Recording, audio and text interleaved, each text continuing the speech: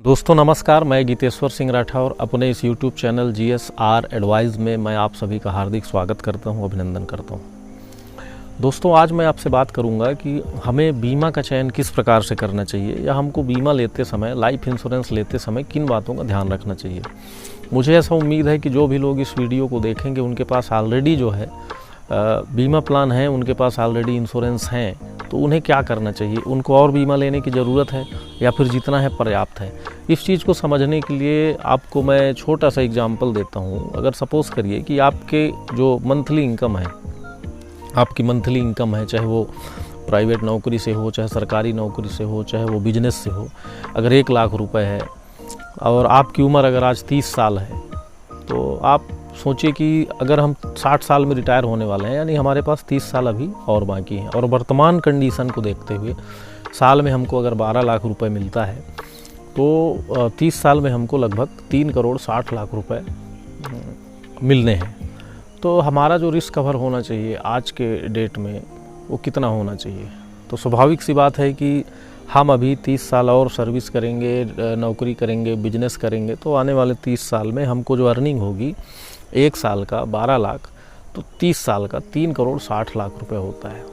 तो हमारा जो रिस्क कवर होना चाहिए वो लगभग 3 करोड़ 60 लाख का होना चाहिए। ये एक सिंपल कैलकुलेशन है, लेकिन जनरली क्या होता है कि हम जो है बहुत सारी पॉलिसी करा के रखे हैं जहाँ पर हमारा किस्त तो ज़्यादा जाता है, यानी प्रीमियम हम ज़्यादा भरते हैं, लेकिन हमारा रिस्क कवर बहुत कम रहता है।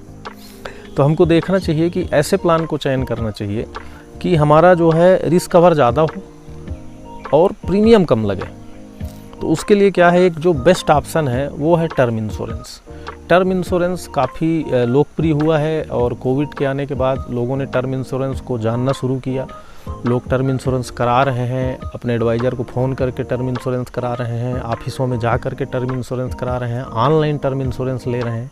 तो लोगों का रुझान कहीं ना कहीं टर्म इंश्योरेंस की तरफ गया है और टर्म इंश्योरेंस एक बेहतर विकल्प है। हमारी सारी ज़रूरतों को, हमारा जो रिक्वायरमेंट है, हमारा जो इंश्योरेंस होना चाहिए, जितना इंश्योरेंस जो है हम जो है, अगर हमारा जो रिक्वायरमेंट अगर 1 करोड़ का इंश्योरेंस है, तो हम अगर ट्रेडिशनल प्लान की तरफ चलते हैं तो ट्रेडिशनल प्लान में 1 करोड़ का इंश्योरेंस अगर हमको कवर चाहिए तो हमको सालाना कम से कम 10 लाख रुपए का प्रीमियम देना होगा।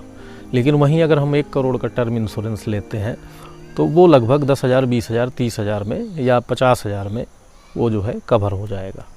तो यहाँ पर हमको समझना ज़रूरी है कि हमारा जो लाइफ का रिस्क कवर है वो हमारा भरपूर होना चाहिए, क्योंकि हम इंश्योरेंस इसलिए कराते हैं, मैंने पिछली वीडियो में भी बताया कि हमारा जो इंश्योरेंस होता है या हम जो इंश्योरेंस कराते हैं उसका सिर्फ एक ही मकसद है कि खुदा न खास्ता कभी हमारे साथ कोई अनहोनी होती है तो पैसों की वजह से हमारे परिवार को पैसों के लिए मुहताज नहीं होना पड़े।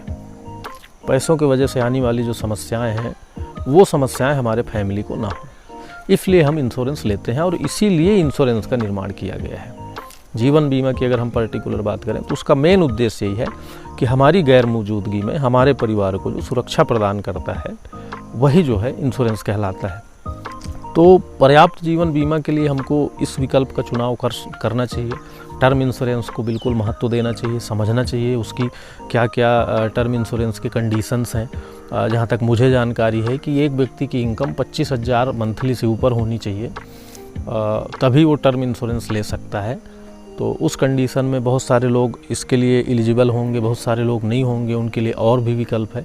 लेकिन मैं चाहता हूं कि आज ही आप अपने एडवाइज़र को फ़ोन करिए, आप उनके साथ बैठिए और आप देखिए कि आपका जो टोटल इंश्योरेंस है वो कितने का है, आपका लाइफ कवर कितने का है, और अगर आपका पर्याप्त लाइफ कवर नहीं है तो उसको टर्म इंश्योरेंस को ऐड करिए। और टर्म इंश्योरेंस जब आप ऐड करेंगे तो आप देखेंगे कि आपका जो लाइफ इंश्योरेंस है वो पूरी तरह से कंप्लीट है, जितना आपको चाहिए, जितना आपकी फैमिली की रिक्वायरमेंट है, जितना आपके गैर मौजूदगी में आपके परिवार को चाहिए, जो जो जिम्मेदारियां हैं वो सारे कवर जो है यहाँ से हो सकते हैं।